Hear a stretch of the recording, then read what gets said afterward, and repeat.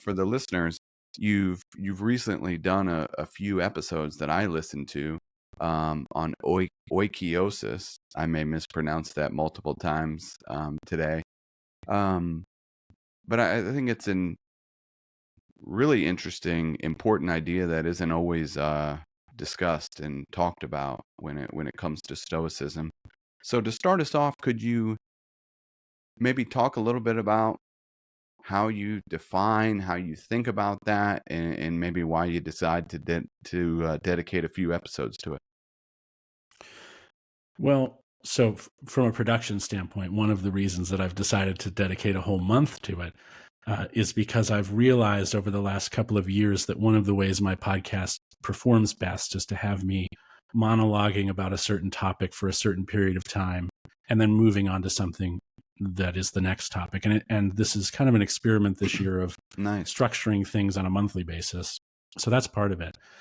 The other part of it is that I have learned over the last year and a half, maybe even 2 years, that oikeiosis is really, in a way I didn't understand just a year ago, is really the central theme of Stoicism, or it's at least one of the roots of the tree of Stoicism, if such a thing could exist. But before we talk too much about oikeiosis and what will inevitably bring up the circles of concern, I should mention two people.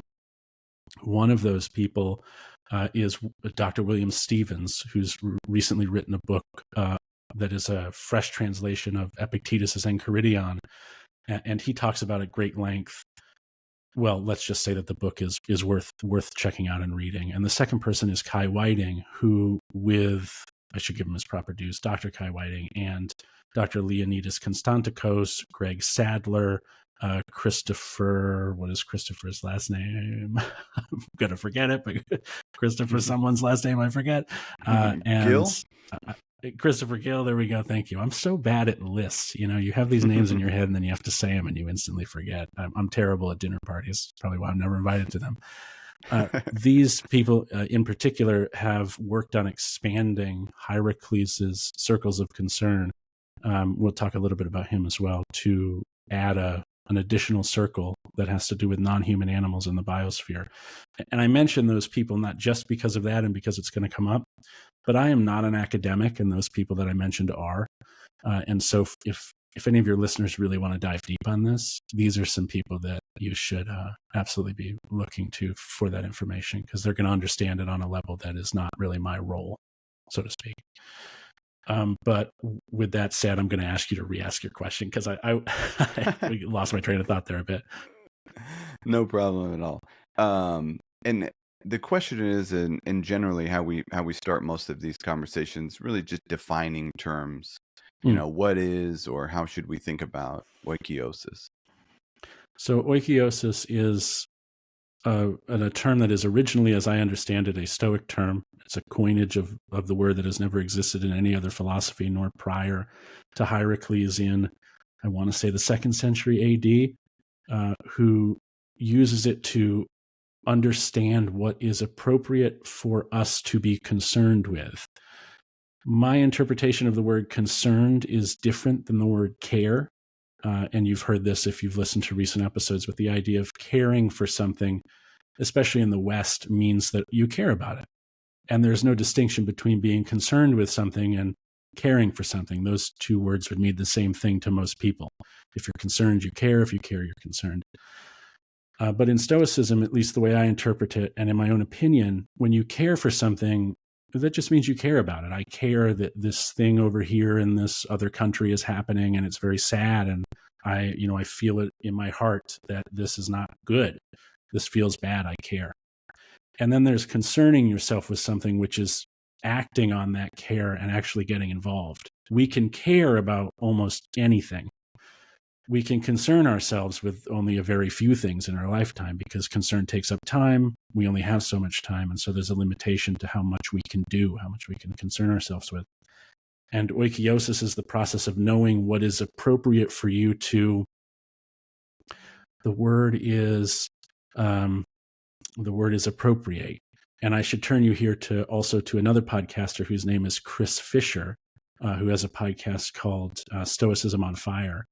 And while I don't think the podcast is in production anymore, there are many, many episodes and all worth a listen. It sounds like I'm trying to send people to everything but my own podcast in this discussion, but hey, people are smarter than I am. It's the idea of what is appropriate for you to appropriate.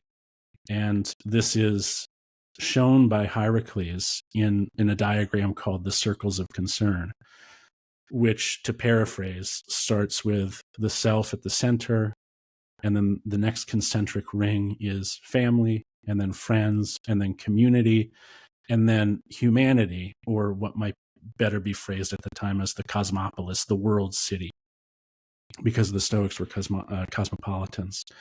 And so it's a way of understanding that, and the idea is that you have certain roles as defined by, well, now we're going to have to talk about roles, and this is going to suddenly become much deeper. So let me stop here and let you reset any questions, because I've just said a lot. So maybe I should hand it back to you. No, I love it. That's a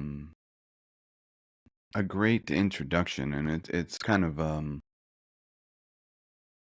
it seems like we have to get deep in the weeds and stuff like that when it comes to a topic like this.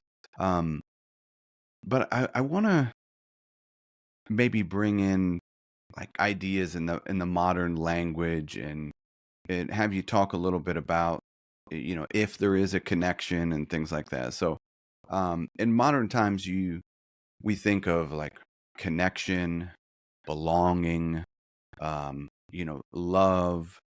There's a concept that or a phrase I think that comes up sometimes with the Stoics is like being at home in the world. How do those connect? Does it connect with some of those modern terms, this idea, or lead to that? I think so, yeah. Well, the thing with Stoic, well, really any ancient philosophy, any philosophy for that matter, is that the text of any philosophy, and in particular Stoicism, since that's what we're talking about, there are words that are used in the context of the philosophy that are not used to mean the same things in common parlance. So a good example of that would be the word good, which I will say for the sake of your listeners, just in case they don't know. In Stoicism, when you say something is good, you mean that it is virtuous. It's the only thing that good can mean. And so in Stoicism, virtue is the only good, because it's, well, for a few reasons, but because it's really the only thing that's yours to obtain. Your choices, your thoughts, your attitudes, your actions, those are all within your control. And virtue is defined as the knowledge of how to live excellently. So the knowledge of how to live excellently is the only good because it is the only thing that can be good all the time.